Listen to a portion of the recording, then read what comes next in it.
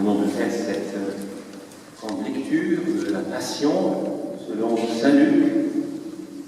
Et l'Église, vous le savez, en ce jour des rameaux, demande d'unir à la fois l'acclamation de Jésus avec l'évangile de Luc aussi, que nous avons lu quand nous étions à l'extérieur, la foule qui acclame Jésus, et cette même foule, ou une partie de cette même foule, qui crie quelques jours plus tard « Crucifie-le ». Et l'Église veut que nous unissions ces deux mouvements qui sont très différents, et elle veut nous faire ainsi rentrer dans l'esprit de cette semaine que nous allons vivre tous ensemble dans l'Église. Ce grand mystère qui est celui de Jésus, mais qui est aussi le nôtre. Et c'est pourquoi il est bon que nous puissions entendre ces écritures, ces évangiles, ces textes qui ont été travaillés, vérifiés, et qui nous disent la vérité sur ce qui est arrivé à ce Jésus de Nazareth. Ces deux moments, je voudrais les unir par le fait que Jésus est roi. Il y a la fête du Christ roi que l'on célèbre à la fin du mois de novembre, mais dans ces deux moments, Jésus est roi, il est acclamé par la foule, il chante Hosanna au fils de David, voici le roi, c'est notre roi, nous le voulons comme notre roi. Et puis, il est roi aussi sur la croix. Dans ce texte de Luc, il était bien marqué au-dessus de la croix ces lettres. Jésus de Nazareth, roi des Juifs. De manière d'être roi qui nous étonne, qui ne sont pas très habituels, mais qui sont la vérité. Jésus est roi, se fait acclamer, il monte sur le petit d'un âne. On se pose beaucoup de questions, pourquoi? Bien sûr, l'âne représente l'humilité. Jésus, c'est vrai, ne veut pas être comme d'autres rois, acclamé pour sa grandeur. Il veut être acclamé pour son amour, il veut être acclamé parce qu'il est proche des gens, il est humble.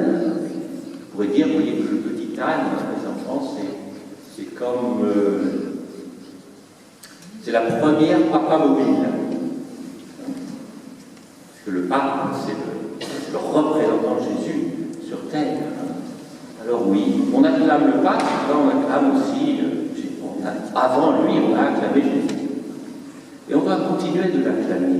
Comme je le disais tout à l'heure en commençant la procession, Jésus a besoin de notre acclamation aujourd'hui, jour des rameaux, vous êtes en famille, vous êtes en vacances, il y a une joie qui va transparaître dans ce jour. Nous sommes chrétiens, quelle grande vocation. Suivre Jésus. Il est notre roi, c'est celui qui donne sens à notre vie, c'est lui qui donne sens à cette création, à la terre qu'il a créée. Créatures, êtres humains, il veut les bénir, il veut les associer à son amour éternel. Et c'est pour ça qu'il est venu pour nous sauver.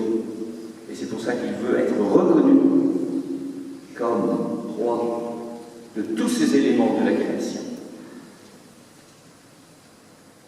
Alors nous voulons le suivre, c'est notre vocation chrétienne. Et là, nous voyons que c'est plus difficile. Et là, nous voyons cette foule qui acclame Jésus au début de la semaine, quelques jours après, n'est plus là. Une partie est là, seulement. On va dire une partie des Juifs, une autre partie va crier « Crucifie-le », une partie des disciples et encore. Jésus est roi sur la croix. C'est peut-être difficile pour nous de le vivre. Quand nous sommes, qu'est-ce que ça veut dire? Quand nous sommes écrasé par la souffrance. Est-ce que nous pensons que nous sommes victorieux? C'est ça, la victoire du roi. Il est acclamé. Sur la croix, il est roi. Personne ne l'acclame. Et pourtant, il est roi. Et nous-mêmes, quand nous sommes accablés par la souffrance, dans beaucoup de difficultés, à comprendre que nous vivons une victoire. Victoire de l'amour, si nous arrivons à comprendre cette souffrance avec Jésus. Alors oui, il nous faudra cette semaine, et c'est le sens de ce dimanche des rameaux, on acclame Jésus, et puis on entre tout de suite dans ce chemin qui doit nous aider à associer notre vie, à chacun d'entre nous, notre vie à celle de Jésus. Ce n'est pas seulement pour avoir une photographie de ce que Jésus a vécu il y a 2000 ans, c'est pour que nous puissions unir notre vie à nous à celle de Jésus, à celle de cette première communauté chrétienne qui était le collège des apôtres. Et peut-être, c'est ça le sens de cette semaine que nous allons vivre. Il y a des brisures dans cette communauté. Il y a des brisures dans cette foule-là. La foule n'est plus là. Une partie est là. Et une partie crie « Crucifie-le ». Pour le peuple juif, ici,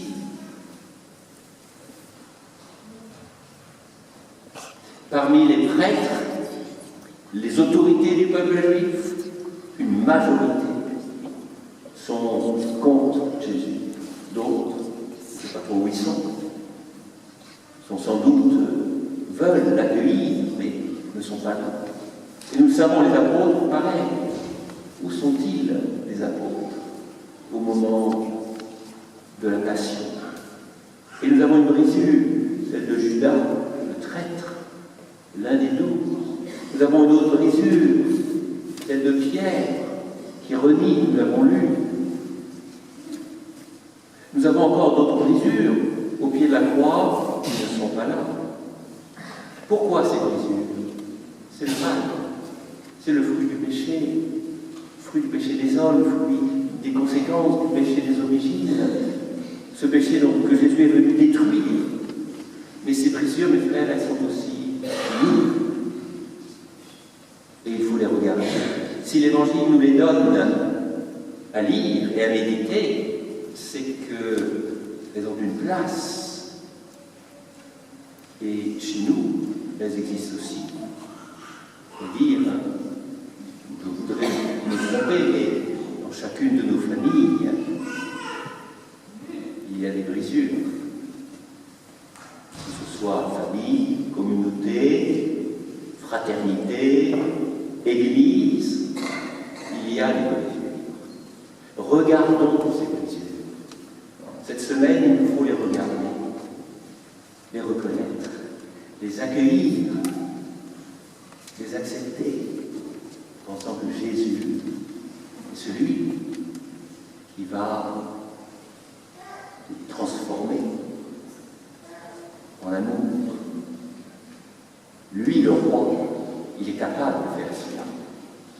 Et c'est ça le sens de cette marche derrière Jésus durant la Semaine Sainte. C'est ça le sens de vivre la passion avec Jésus.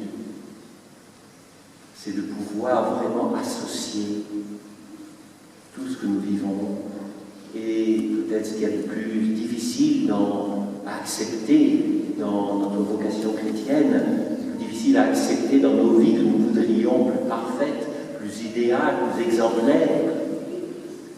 Oui, il nous faut l'unir à ce que Jésus a vécu. Il a vécu pour cela, pour que nous puissions offrir tout.